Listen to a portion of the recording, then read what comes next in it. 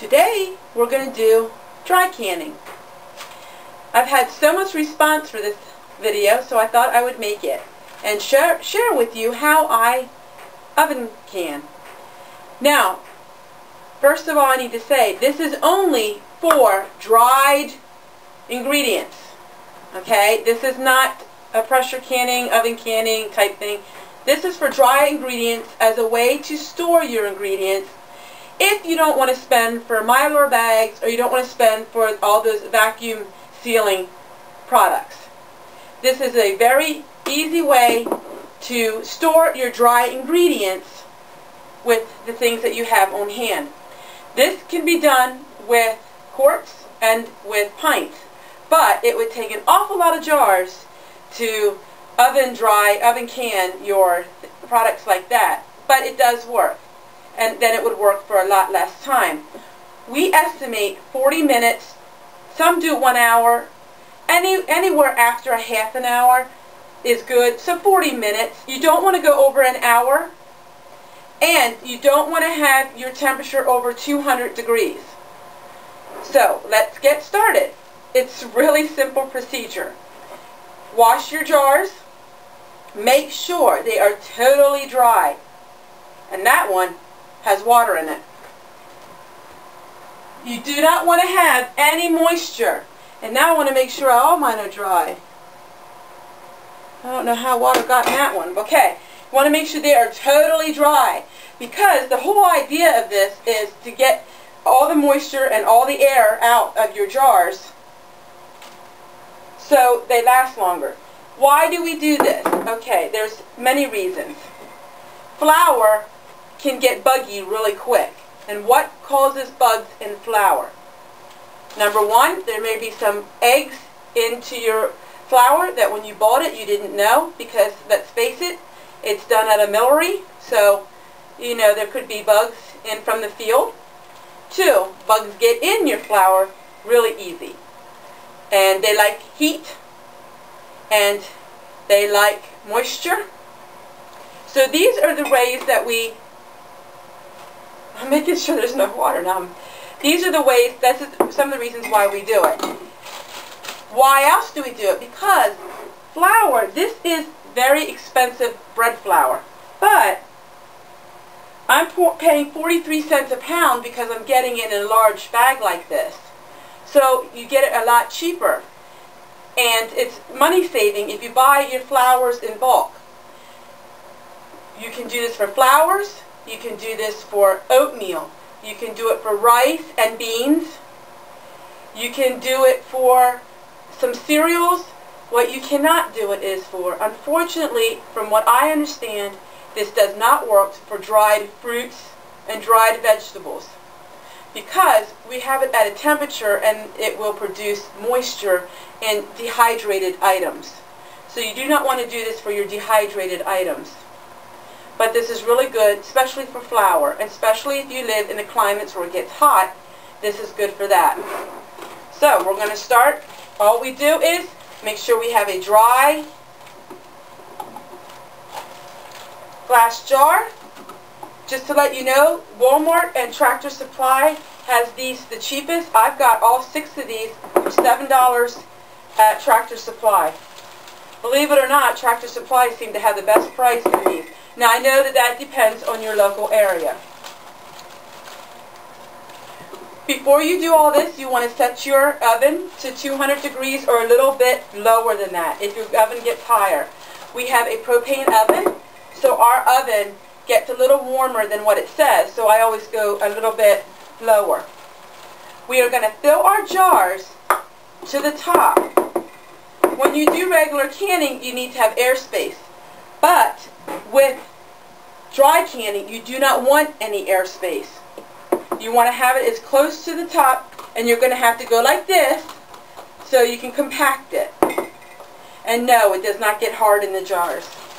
Somebody asked and wondered if it gets hard inside the jars. No, it doesn't at all. This flour can last up, some people have had them 5 years and they're good.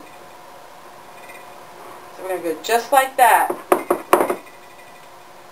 So you're going to go up to the neck, right up to the neck. You're going to wipe your rim just like this. What we're going to do is we are putting them into the oven without the lids.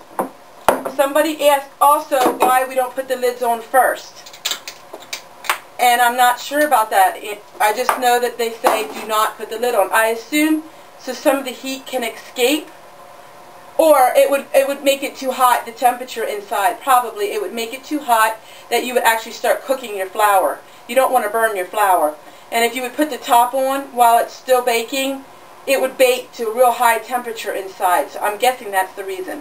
We're going to put them on a cookie sheet just like this. And I'm going to do all of these, and when I'm done, then I'm going to show you the next step. Okay, I have all 6 of them filled. Somebody also asked me, can you do this with jars that aren't full? And I can honestly tell you, I don't know. I would not recommend it because you want to have jars that are canning jars. Does it work for gallon jars? I doubt it. I would not be comfortable in saying, you know, you can, because I really don't know, because you are putting it at 200 degrees. What we're going to do is, I don't use anything wet at all. We're going to take a dry cloth and we're just going to wipe the tops like this. We're going to put this in the oven for anywhere from 30 minutes to 40 minutes. I have a temperature here to make sure that my oven is right, because it is really important that you don't go over 200. Then you have burnt flour, and then you wasted all of your time and money for it. So I'm going to put this in. We're going to put these in for the 40 minutes, and then I will get them out and I'm going to show you what we do next. What I am going to do for this batch is 5 minutes before they're going to come out, I'm going to place these lids in the oven just for 5 minutes, for a couple minutes. I've done it. I've never done it that way. I've done it where you just put them cold on and they seal. But I'm thinking it won't hurt nothing because you cannot get these wet. Somebody asked why. The reason is the rubber inside would hold moisture. You're going to put that on here, and you don't want any moisture because you don't want it to mold at all. So you do not make these wet. But if you put them in the oven, I would think that would be fine because you're not making them wet. So I'm going to put these in the oven with the rubber up, put the metal down, just for the last couple minutes so they're good and hot. And then we're going to put them on, and I'm going to show you what it looks like next. This is one of my favorite projects. I love dry canning. Put them out of the oven, and they are hot. So we're going to take a dry cloth and just wipe away to make sure there is no flour on the rims. And we're going to strew them finger tight. Ooh, they are hot. So we're going to put them on here. You want to make sure when you put them on, you don't put them on something cold surface. You want to have them on a tea towel, just the same as canning. So we're going to do the same thing with this one. And I did put the lids in for about 4 minutes before I got the jars out, so the lids would be a little hot, the rubber part of them. You don't have to do that, but I think that helps. Now, if you get one that doesn't seal, that doesn't matter. I mean, of course it doesn't matter for a flour. I would just use that one up first. But I usually get mine to seal pretty good. So I did 3 of Odessa bread flour, and I did 2 of light whole wheat flour. I'm going to do this with oatmeal as well.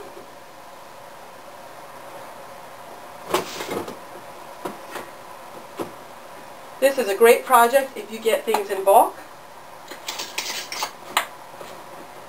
They are really hot.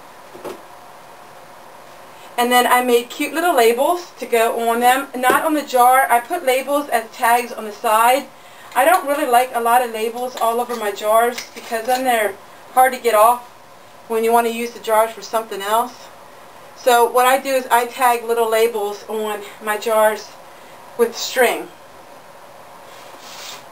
Well, there, my friends, that's how you oven can. It's a simple procedure, but it's a sure way of being able to keep your food bug-free and keep it lasting longer. I hope you enjoyed this video. If you liked it, please share it. I like when people share. It gets my word around. Thanks again for watching, and when I do another dry canning video, I'll make sure I post it. Bye!